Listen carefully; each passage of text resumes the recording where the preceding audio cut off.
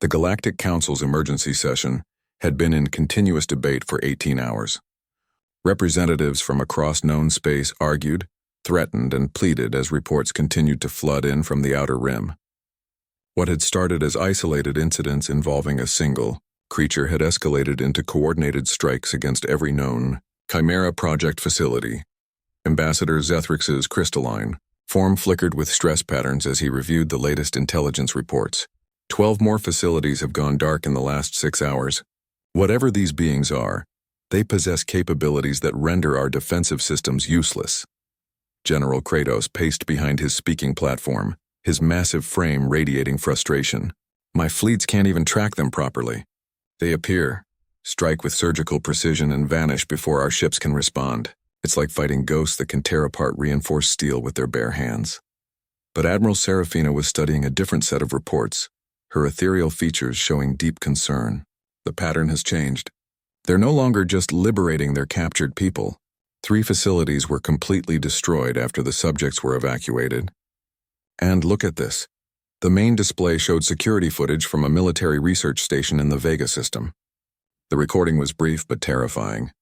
A pack of the creatures had materialized inside the facility's most secure vault, where classified weapons research was conducted. They moved with coordinated precision, downloading terabytes of data while systematically destroying prototype weapons that would have given the galaxy a significant military advantage. They're not just rescuing their people anymore, Admiral Serafina continued. They're gathering intelligence and eliminating strategic assets. This is preparation for war. Commander Vex coiled nervously around her platform. But war against whom? They've specifically avoided casualties among non-combatants.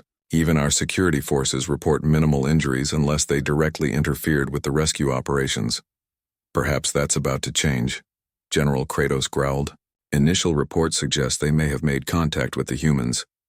A collective murmur of concern rippled through the assembly. Humanity's position in the galactic community had always been tenuous. Their aggressive nature and rapid technological advancement made many species nervous, but their military capabilities had proven useful in containing threats from the galactic rim. What kind of contact? Ambassador Zethrix demanded. Unknown, but several human vessels broke formation during the latest incident. Instead of supporting our containment efforts, they established what appeared to be diplomatic communications with the entities. Admiral Serafina's energy wings pulsed with alarm. If the humans have allied themselves with these creatures, the strategic balance of the entire galaxy could shift overnight. The implications were staggering. Humanity's military technology, combined with the biological capabilities they had observed from the lycanthropes, could create a force capable of challenging the entire Galactic Council. Worse, human psychology and tactical thinking were already considered dangerous by many council members. We need to know what the humans know, Admiral Serafina declared. If they've learned something about these beings that we haven't, it could explain their sudden change in allegiance. General Kratos activated his personal communicator. Priority 1 intelligence gathering on all human communications and strategic positions. I want to know what they're planning. But before anyone could respond, the chamber's main display activated without authorization. The security systems showed no signs of intrusion. Yet someone or something had gained access to their most secure communications network. The face that appeared on the screen was unmistakably human, but the woman looked exhausted and haunted. Dr. Elena Vasquez sat in what appeared to be the medical bay of a human vessel, with several of the rescued lycanthrope subjects visible in the background. Honorable members of the Galactic Council, she began, her voice carrying a mixture of determination and disgust. I am Dr. Elena Vasquez, senior xenobiologist for the Chimera Project. I am transmitting this message to inform you that humanity has reviewed the evidence regarding your treatment of the lycanthrope species, and we find your actions unconscionable. Ambassador Zethrix's crystalline form flared with anger. This is a violation of diplomatic protocols. How did she gain access to our secure channels? Dr. Vasquez continued as if she could hear him. The beings you have been experimenting on are not primitive subjects suitable for research. They are members of an advanced civilization with biological capabilities that surpass anything in our current understanding. Your actions constitute systematic war crimes against a sentient species. The display shifted to show genetic analysis data, brain scans, and intelligence assessments. that should have been classified at the highest levels. Dr. Vasquez had somehow gained access to information that painted a complete picture of lycanthrope capabilities. These beings can adapt their biology in real time to survive in any environment. They possess natural space travel capabilities, electromagnetic pulse generation, and the ability to interface directly with electronic systems through biological mechanisms. Most importantly, they demonstrate intelligence levels that match or exceed our own. General Kratos slammed his fist against his podium. This is treason. The humans are sharing classified intelligence with enemy forces. But Dr. Vasquez wasn't finished. What you call the hideous alien werewolf is actually pack leader Magnus, a military commander whose brother and pack members were captured by your research teams. Every attack has been a precisely planned rescue operation designed to minimize casualties while liberating prisoners of war. The chamber erupted in chaos as representatives realized the implications. They hadn't been dealing with random monster attacks, but with military operations conducted by a sophisticated enemy force.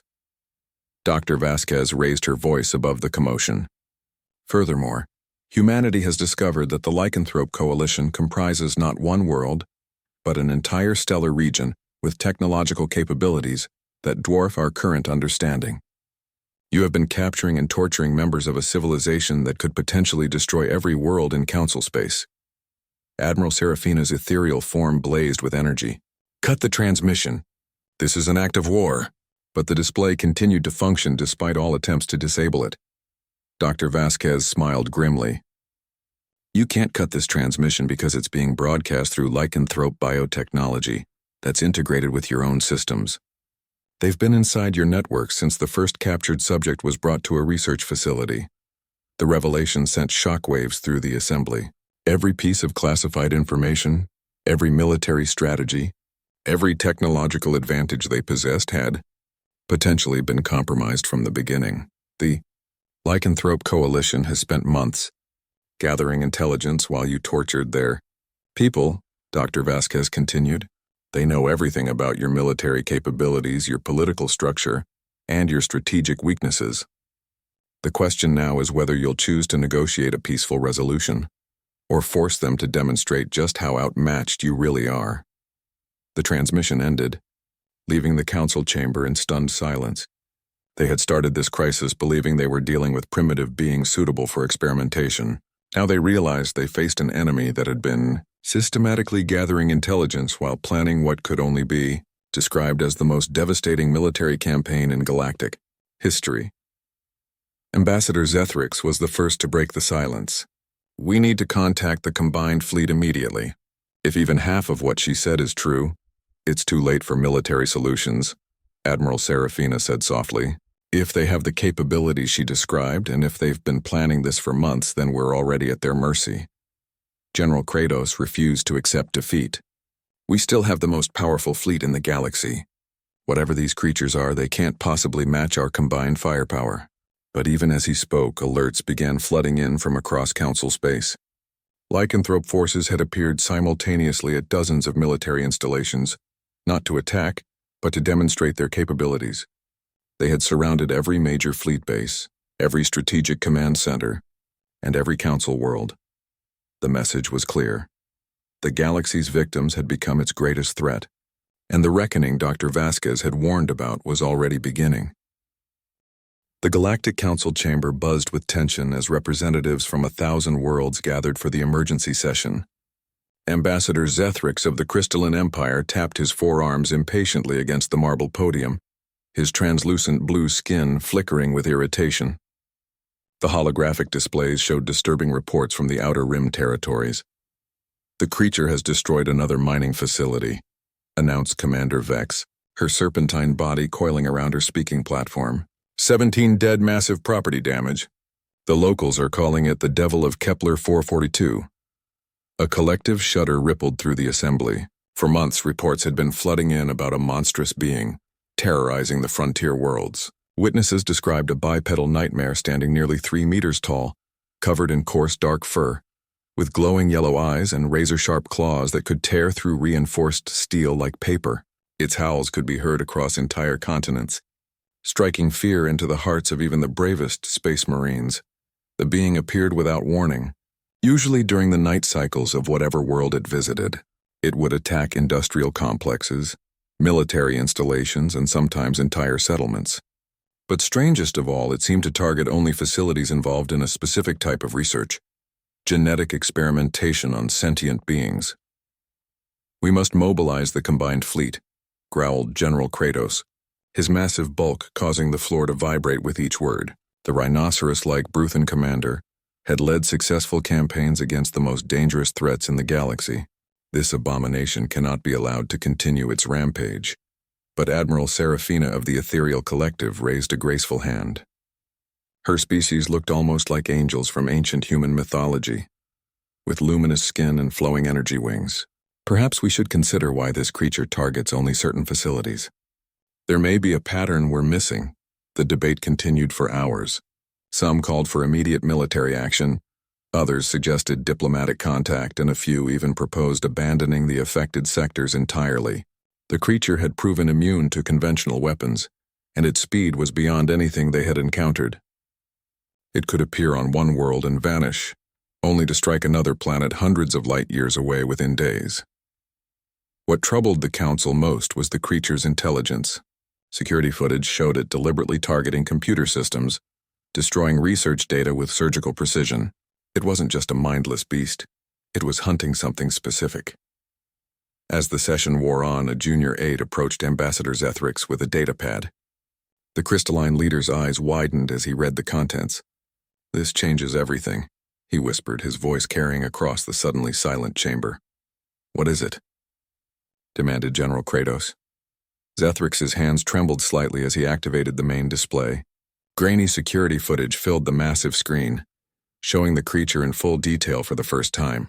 But instead of the mindless monster they expected, the being moved with purpose and intelligence. It carefully avoided civilian areas, disabled security systems with technical expertise, and seemed to be searching for something specific in each facility it attacked. Enhanced analysis of the creature's movement patterns reveals something extraordinary, Zethrix announced. "This being isn't randomly attacking.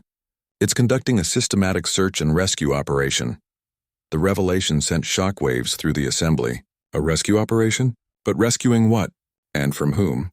Admiral Serafina leaned forward, her energy wings pulsing with concern. "The facilities it's targeting, they're all involved in the Chimera Project." A deathly silence fell over the chamber.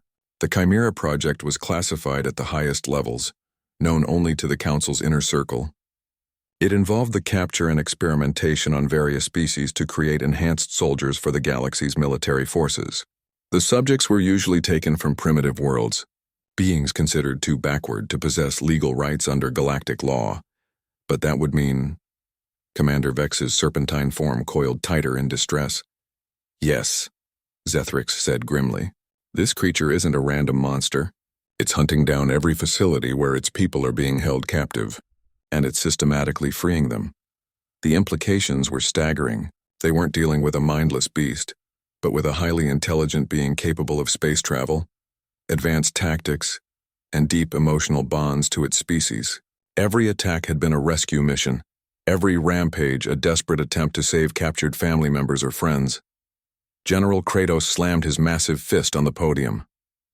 "Impossible. The species we've been studying are primitives. They haven't even achieved spaceflight." But the evidence was undeniable. The creature's technical knowledge, its ability to disable their most advanced security systems, and its tactical brilliance in avoiding military forces while targeting only the facilities holding its people. This wasn't the work of a primitive being.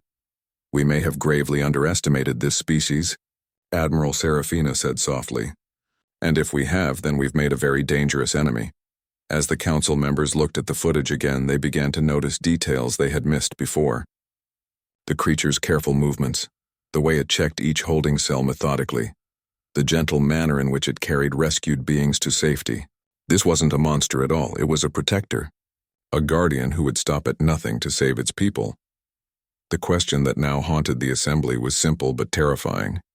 If this single individual could cause such devastation across multiple star systems, what would happen when the rest of its species learned what the galaxy had been doing to their captured members? The chamber fell into an uneasy silence as each representative contemplated the same horrifying possibility. They had dismissed an entire species as primitive and harmless, suitable only for experimentation.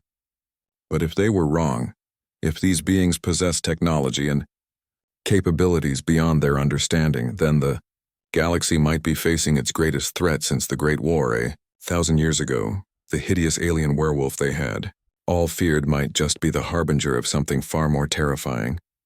An entire civilization that was about to discover what had been done to their people, and was preparing to respond accordingly. Captain Marcus Chen of the Earth Defense Force vessel, Prometheus, watched his tactical display with growing concern. The human fleet had received Dr. Vasquez's encrypted transmission just hours before, and the implications were staggering. Humanity had unknowingly become complicit in what amounted to galactic war crimes against an unknown species. "Sir, we're detecting multiple biological signatures approaching the Chimera research facility," reported Lieutenant Sarah Kim from the sensor station. "Whatever these things are, they're moving through space without any visible propulsion systems." Marcus studied the readings carefully. His 20 years of military experience had taught him to recognize when humanity was about to find itself on the wrong side of a conflict. The approaching entities moved with purpose and coordination that suggested advanced intelligence and planning. "Communications. Open a channel to Admiral Harrison at Earth Command," Marcus ordered. The holographic display activated, showing Admiral Rebecca Harrison's weathered face. Behind her, the command center bustled with activity as other human vessels reported similar contacts throughout the outer rim. "Captain Chen, I assume you've reviewed Dr. Vasquez's intelligence package?" "Yes, Admiral. It changes everything we thought we knew about the Galactic Council's research programs. These beings aren't primitive subjects. They're an advanced species that's been systematically hunted and experimented on." Admiral Harrison nodded grimly. "Intelligence suggests we're looking at first contact with a species that has every reason to view galactic civilization as hostile. The question is, do we honor our agreements with the Galactic Council or do we follow our conscience?" Marcus considered the implications. Humanity had only joined the galactic community 50 years ago, and their position was still precarious. Many alien species viewed humans as aggressive upstarts, barely contained within their small corner of space. Breaking with the Council could mean isolation or worse, but the evidence was clear. The research facilities were conducting experiments that violated every principle of human ethics and military honor. If humanity continued to support these operations, they would become complicit in atrocities. "Admiral, recommend we establish independent contact with the approaching entities. If Dr. Vasquez's analysis is correct, we may be witnessing the emergence of a species with capabilities that dwarf anything in the current galactic arsenal." Agreed. All human vessels are authorized to act independently of Galactic Council commands until further notice. Try to establish communication with these beings, and Captain— "Yes, Admiral? If they're as advanced as Dr. Vasquez suggests, and if they've been studying us while held captive, they may already know more about human culture than we realize. Use that to our advantage." The transmission ended, leaving Marcus to contemplate the magnitude of what was happening. Humanity was about to break ranks with the galactic community on the basis of moral principles, a decision that could either elevate their standing among the stars or mark them for extinction. "Captain," Lieutenant Kim called urgently, "the biological entities have reached the research facility. Sensors are detecting massive energy discharges, but, sir, it's not what we expected." Marcus moved to her station and studied the readings. Instead of the violent assault they had anticipated, the approaching beings were demonstrating remarkable precision. They had somehow disabled the facility's defenses without destroying the structure itself, suggesting they were prioritizing the safety of any beings held inside. "Tactical? Any sign of civilian casualties?" "Negative, sir. In fact, it appears they're evacuating non-combatants to safe areas before breaching the containment levels." Marcus felt a chill of recognition. These weren't the actions of mindless monsters or even simple raiders. This was a military operation conducted with ethical principles that matched or exceeded human standards. The beings were going out of their way to minimize harm to non-combatants while achieving their objectives. "Sir, we're receiving a transmission," reported the communications officer. "It's It's in perfect standard Galactic, but the syntax patterns suggest human linguistic influences. Put it through. The voice that filled the bridge was deep and resonant, with an undertone that seemed to vibrate through their bones. But despite its alien nature, the words were carefully chosen and precisely pronounced. Human vessel Prometheus, this is Pack Leader Fenris of the Lycanthrope Coalition. We have observed your species' recent communications regarding the liberation of our captured pack members. We request permission to approach under terms of parley. Marcus exchanged glances with his bridge crew. The being had identified their ship by name and demonstrated knowledge of their internal communications. More importantly, it was using diplomatic protocols and requesting permission rather than simply demanding surrender. Pack Leader Fenris, this is Captain Chen of the Earth Defense Force. Permission granted for approach under parley conditions. Be advised that our government has elected to withdraw support from the Galactic Council's research programs based on new intelligence about the nature of your people. Acknowledged. Captain Chen. We are aware of Dr. Elena Vasquez's ethical intervention and her role in liberating our pack members from the research facility. This action has been noted and will influence our assessment of human intentions. The tactical display showed one of the biological entities separating from the group and approaching their vessel. As it drew closer, the ship's sensors revealed details that matched Dr. Vasquez's descriptions. A massive humanoid figure covered in dark fur, moving through space with only minimal life support equipment. Sir, the science officer called out, I'm detecting sophisticated technology integrated with the entity's biological systems. It appears their evolution has produced natural interfaces with advanced equipment.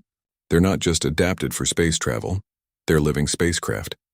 Marcus watched in fascination as Pack Leader Fenris approached their airlock. The being moved with fluid grace despite its massive size, and their sensors detected energy signatures that suggested capabilities far beyond anything in the human arsenal. Prepare for boarding, but maintain full diplomatic protocols, Marcus ordered. We may be making first contact with humanity's first real allies in this galaxy. As the airlock cycled open, Marcus realized that this moment would define humanity's future relationship with galactic civilization. The Galactic Council had made the mistake of dismissing the lycanthropes as primitive subjects, suitable for experimentation. But humanity had the opportunity to recognize them as equals and potential allies. The being that emerged from the airlock was even more impressive in person. Standing nearly 3 meters tall, Pack Leader Fenris possessed an aura of controlled power that reminded Marcus of humanity's greatest military leaders. The alien's yellow eyes showed intelligence and careful assessment, but also something unexpected, hope. Captain Chen, Fenris said, his voice carrying the weight of authority and sadness. Your species has shown unprecedented ethics in recognizing the injustice being done to our people.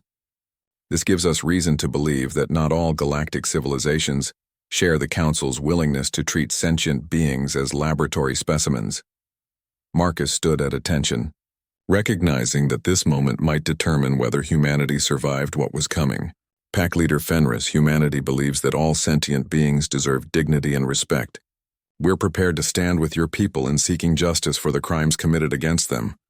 The massive alien studied him for a long moment, then slowly nodded. Then perhaps there is hope for peace after all.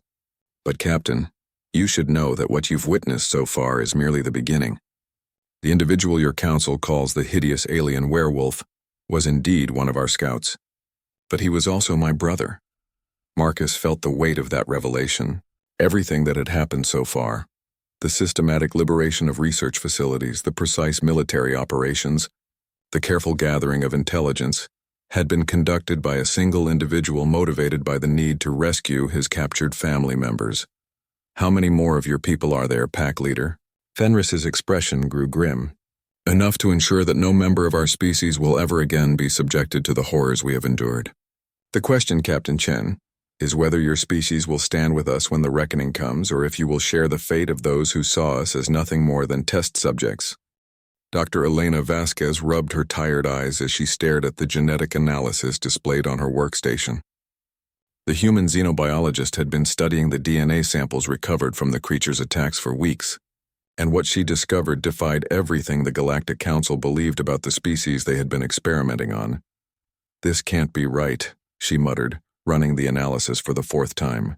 The results remained unchanged.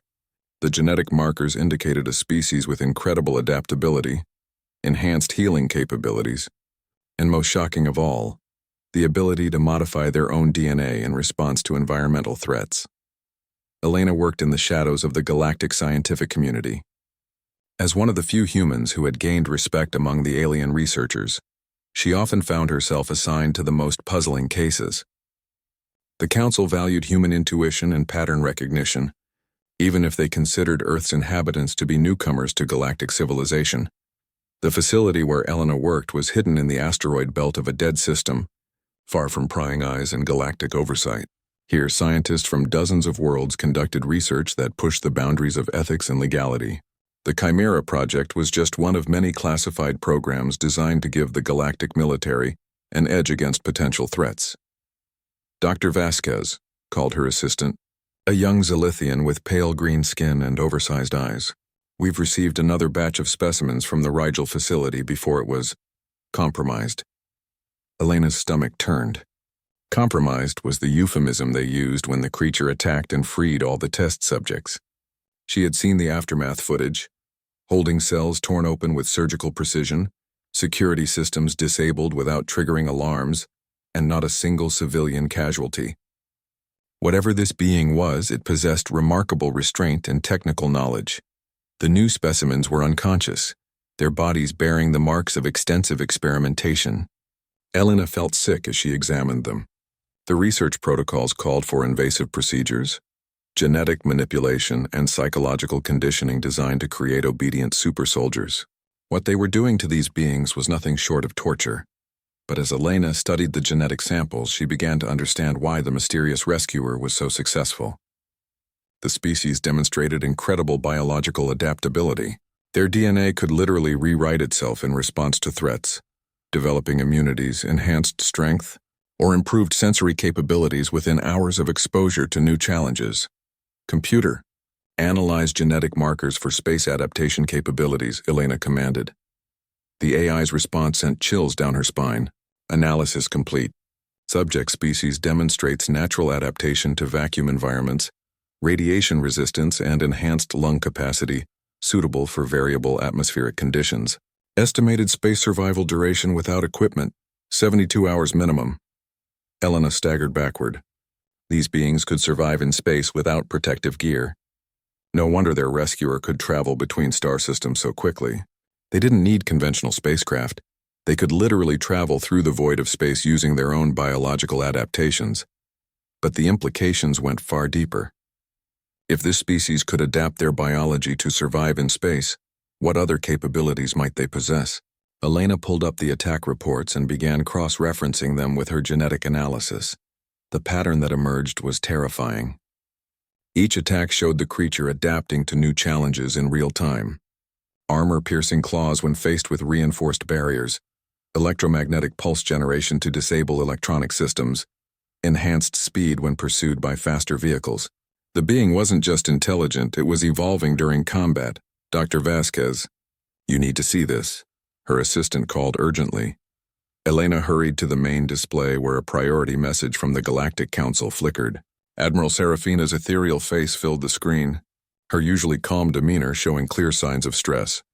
All Chimera Project facilities are to implement immediate lockdown protocols, the Admiral announced. We have reason to believe the entity responsible for recent attacks may have allies approaching our position. The transmission cut to sensor data from the outer monitoring stations. Elena's blood ran cold as she studied the readings. Multiple objects were approaching their hidden facility, moving at impossible speeds through space without any detectable propulsion signatures. The objects appeared to be biological in nature, roughly humanoid in shape, and there were dozens of them. They're coming for their people, Elena whispered. Her assistant's green skin turned pale. What do we do? Elena looked at the test subjects in their holding cells, then at the approaching biological signatures on the sensor display. The galaxy had captured members of a species they didn't understand, subjected them to horrific experiments, and now the rest of the species was coming to collect their family members. But Elena had seen enough genetic analysis to know this wasn't going to be a simple rescue mission. The approaching beings would be adapted for combat, their bodies modified for space travel and warfare. They had probably been preparing for this confrontation since the first disappearances, studying galactic technology and developing countermeasures. Computer, estimate time to arrival of approaching objects, Elena requested. Arrival in 47 minutes at current velocity. Elena made a decision that would change her life forever. She activated her personal communicator and sent an encrypted message to her human contacts in the galactic military. But instead of warning them about the approaching threat, she transmitted everything she had learned about the experiments and the true nature of the species they had been torturing. Alert all human vessels in the sector, she typed rapidly. We're on the wrong side of this conflict. These beings aren't primitive. They're more advanced than us, and we've been helping the galaxy commit atrocities against them. Elena then turned to her assistant. Help me open the holding cells. We're going to free these people before their rescuers arrive. The young Zilithian stared at her in shock. That's treason against the Galactic Council. No, Elena replied grimly. Continuing these experiments would be treason against basic decency. I won't be part of this anymore. As they worked to free the captive beings, Elena's mind raced through the implications of what was about to happen. The galaxy had dismissed an entire species as primitive and suitable for experimentation. But those beings had capabilities that made them potentially the most dangerous species in known space. They could adapt to any environment, survive in vacuum, and apparently possess technology that allowed them to travel faster than anything in the galactic fleet. Most terrifying of all, they now had a very good reason to view the galactic civilization as their enemy. Every facility attack hadn't just been a rescue mission. It had been reconnaissance, gathering intelligence about galactic technology and military capabilities. Elena realized with growing horror that the galaxy had unknowingly declared war on a species that might be capable of adapting to any weapon or strategy they could develop. And worse, these beings had been studying their captors, learning everything about galactic civilization while being tortured in their laboratories. The hideous alien werewolf that had terrorized the Outer Rim wasn't a monster at all. It was a scout, preparing the way for what was about to become the galaxy's greatest nightmare. A war against an enemy that could literally evolve to counter any threat they faced.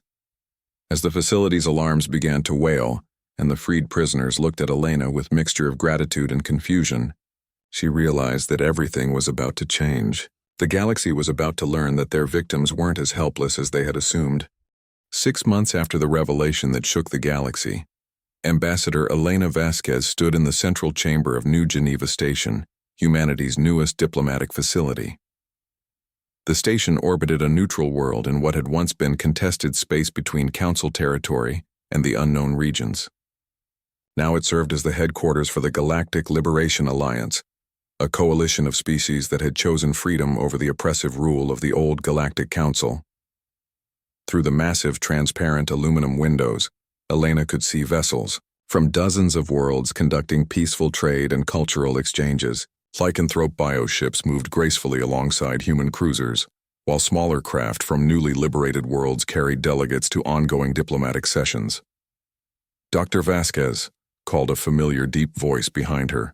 Elena turned to see Magnus, approaching the individual once known throughout the galaxy as the hideous alien werewolf. In the months since the liberation, she had come to know him as one of the most thoughtful and principled beings she had ever encountered. Magnus, how are the integration protocols progressing? The massive lycanthrope settled into a specially designed chair that accommodated his size. Despite his intimidating appearance, Magnus had proven to be an exceptional diplomat, able to bridge the gap between species that might otherwise fear his kind's biological capabilities. Better than expected, the Zilithian delegation has agreed to share their agricultural technologies with the Outer Rim colonies. In exchange, the colonies will provide raw materials for Zilithian manufacturing centers. Both sides benefit, and neither is exploited. Elena smiled. This was how the new galactic order was supposed to work. Mutual cooperation rather than domination by the strongest species. It was a concept that the old Galactic Council had never understood. Any word from the Council remnants? Magnus's expression grew more serious. Admiral Serafina has requested another meeting. Her ethereal collective has been maintaining neutrality since the transition began, but they're under pressure from Council hardliners to rejoin the resistance. The old Galactic Council hadn't simply disappeared when the Liberation Alliance was formed. About 30% of their member species had retreated to the Galactic Core, where they maintained a rump government under General Kratos and the militant factions. They continued to view the lycanthropes as monsters, and humanity as dangerous rebels who needed to be contained. What does she want to discuss? The same thing she's wanted to discuss for months: terms for reunification. The Ethereal Collective represents nearly 1 billion star systems. If they joined the Alliance, the remaining Council forces would lose any hope of military victory. Elena nodded thoughtfully. Admiral Serafina had always been the most reasonable of the old Council leadership. Her species valued harmony and balance, which made them natural intermediaries between the competing factions. Is Pack Leader Fenris available for the meeting? He's en route from the lycanthrope homeworlds. The Pack Council has authorized him to negotiate final terms for galactic reunification. Elena felt a mixture of hope and apprehension. The galaxy had been divided for 6 months, with constant tension between the Liberation Alliance and the Council remnants. Several border skirmishes had occurred, though both sides had worked to minimize casualties. But the situation couldn't continue indefinitely. Admiral Harrison to Dr. Vasquez, came a voice through the station's communication system. Please report to Conference Room Alpha. Admiral Serafina has arrived. Elena made her way through the station's corridors, passing beings from dozens of worlds working together on projects that would have been impossible under the old system. Human engineers collaborated with lycanthrope biotechnicians to develop new medical technologies. Former Council slaves worked alongside their liberators to establish educational systems for newly freed populations. Conference Room Alpha was designed to accommodate the diverse physiological needs of multiple species.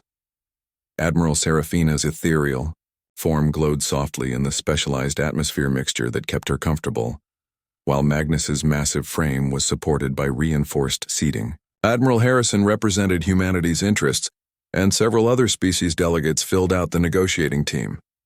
Admiral Serafina, Elena began formally, we appreciate your willingness to continue these discussions. The Alliance remains committed to finding a peaceful resolution to the current division.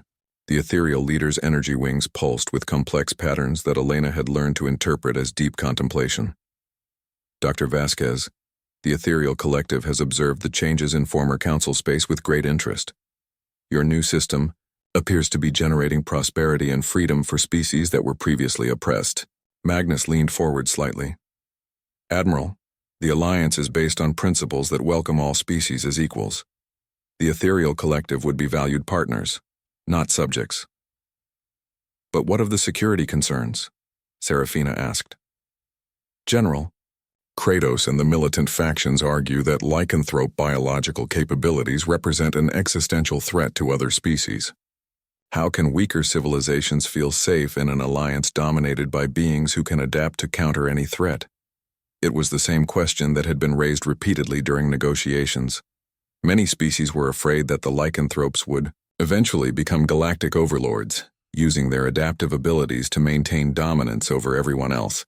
Admiral Harrison activated a holographic display showing comparative military capabilities. Admiral, the data shows that lycanthrope forces have consistently used minimal force necessary to achieve their objectives. During the Liberation Campaign, civilian casualties were lower than in any major conflict in galactic history. Furthermore, Elena added, the Alliance Constitution includes specific safeguards against any single species dominating the others. All major decisions require consensus among member species, and any use of military force must be approved by a diverse council. Magnus's expression showed the pain that Elena had learned to recognize when he discussed the old system. Admiral Serafina, my people have experienced firsthand what happens when stronger species exploit weaker ones. We would never impose on others what was done to us. The ethereal admiral studied the documentation they had provided, her energy pattern shifting through what Elena recognized as the equivalent of deep thought.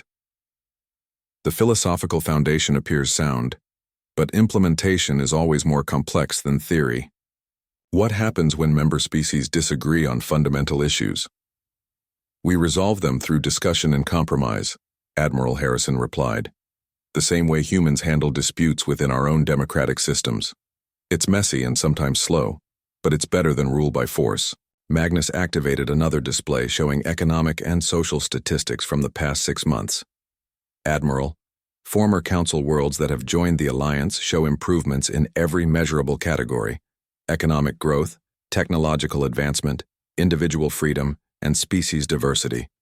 The system works because it's based on mutual benefit rather than exploitation. Elena watched Admiral Serafina carefully as she reviewed the data. The Ethereal Collective's decision would essentially determine whether galactic civilization could be peacefully reunified or would remain divided between two competing systems. Dr. Vasquez, Serafina said finally, there is one more concern that must be addressed.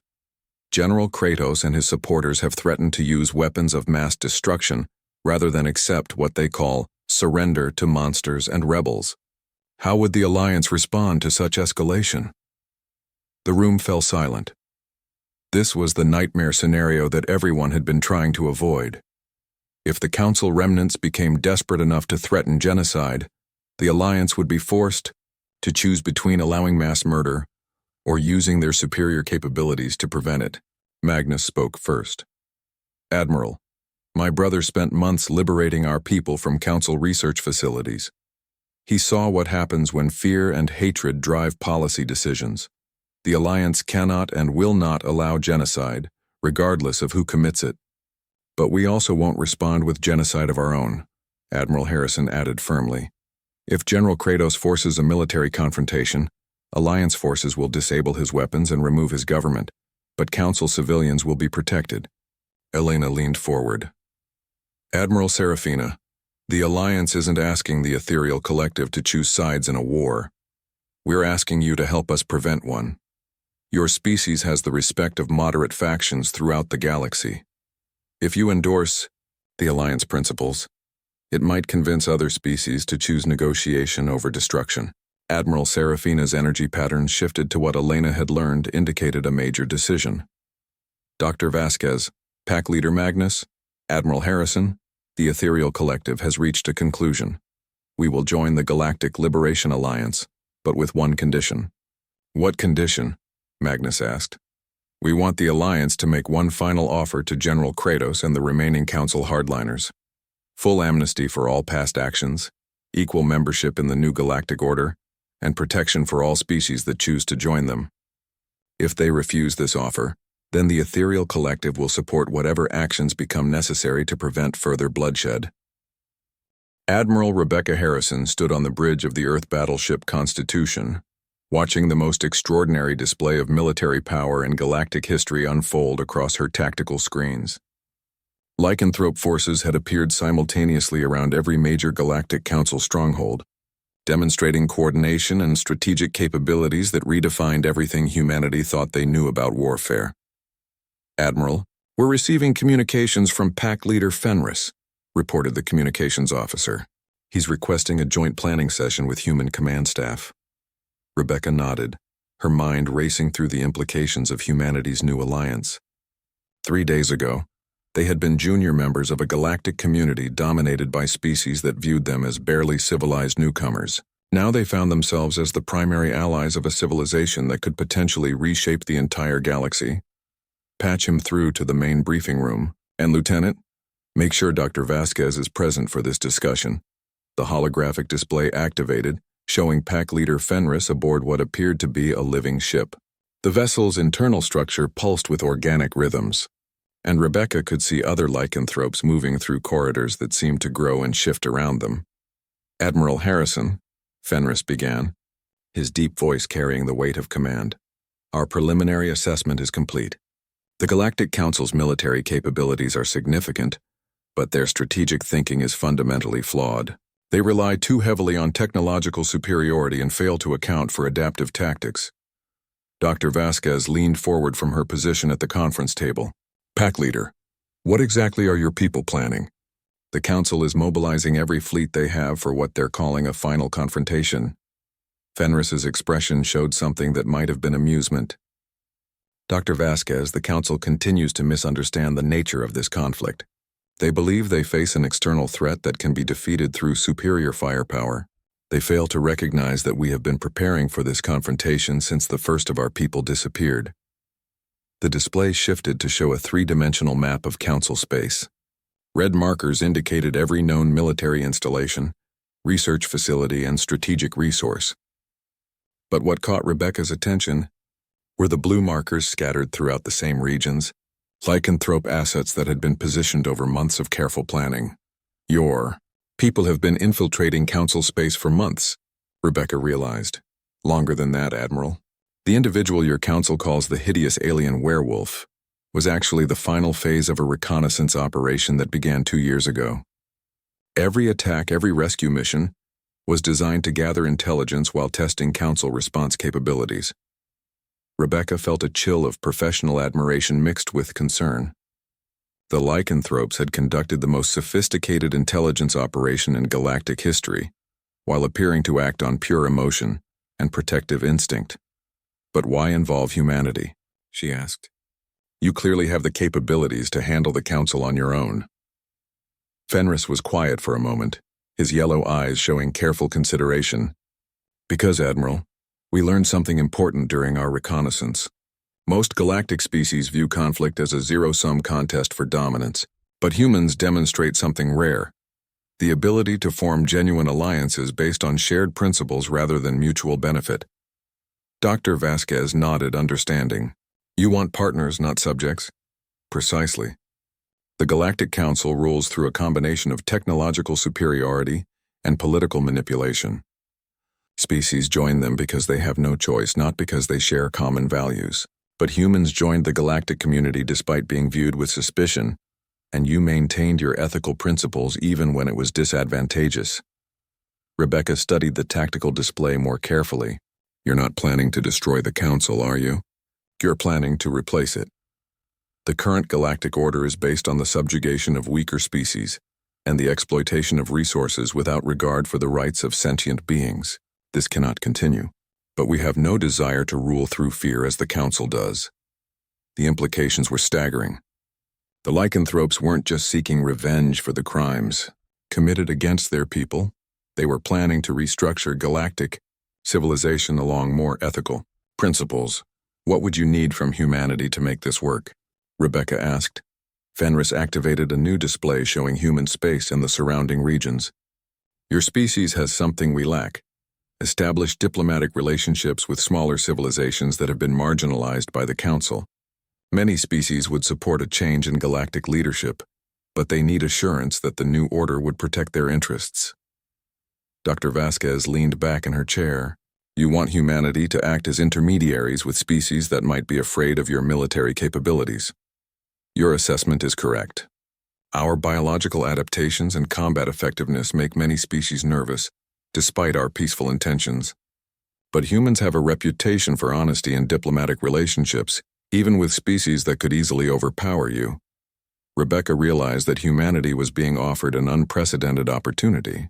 Instead of remaining junior members of a galactic community that barely tolerated their presence, they could become founding partners in a new civilization based on principles they actually believed in. Pack leader, what's your timeline for this? Transition? The transition has already begun, Admiral. Council fleets are mobilizing for what they believe will be a decisive military confrontation, but they're moving their forces away from their civilian populations and essential infrastructure. By the time they realize their mistake, key Council worlds will be under lycanthrope protection. The tactical display updated to show massive fleet movements throughout Council space.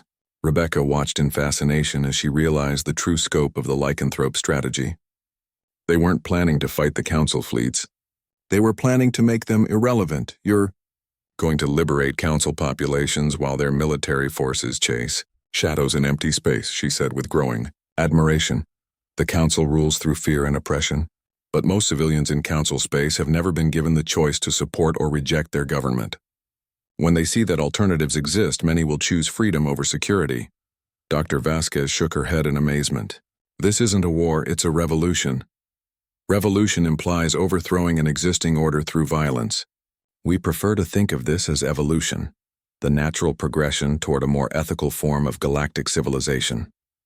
Rebecca made her decision. What do you need from the Earth Defense Force? We need human vessels to establish contact with marginalized species throughout the galaxy. Your diplomatic credentials will open doors that remain closed to us. Most importantly, we need humanity to demonstrate that this new alliance is based on mutual respect, rather than conquest. The communications officer interrupted the discussion. Admiral, we're receiving priority transmissions from the Galactic Council. They're demanding that all human forces report to staging areas for the combined fleet operation against lycanthrope forces. Rebecca looked at Pack Leader Fenris, then at Dr. Vasquez, and finally at her own tactical staff.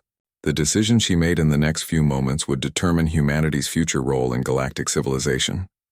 Communications. Send a response to the Galactic Council. Inform them that humanity has reviewed the evidence regarding their treatment of the lycanthrope species and found their actions inconsistent with human ethical principles. Earth forces will not participate in military operations against beings who were defending their captured people from systematic torture and experimentation. She turned back to Fenris. Pack Leader, humanity accepts your offer of alliance, but we want to establish clear principles for this new galactic order from the beginning. Fenris's massive form seemed to relax slightly. What principles do you propose, Admiral? No sentient being should be subjected to experimentation without consent. No species should be conquered or exploited simply because they lack advanced technology, and any civilization that joins this new alliance does so as an equal partner, not as a subject. For the first time since the crisis began, Pack Leader Fenris showed what could only be described as a smile. Admiral Harrison, I believe humanity and the Lycanthrope Coalition will work very well together. As Rebecca watched the tactical display update with new alliance positions, she realized that the galaxy was about to witness something unprecedented, a revolution based on ethics rather than conquest, led by the species that had been dismissed as monsters, and the newcomers who had been barely tolerated as members of galactic civilization.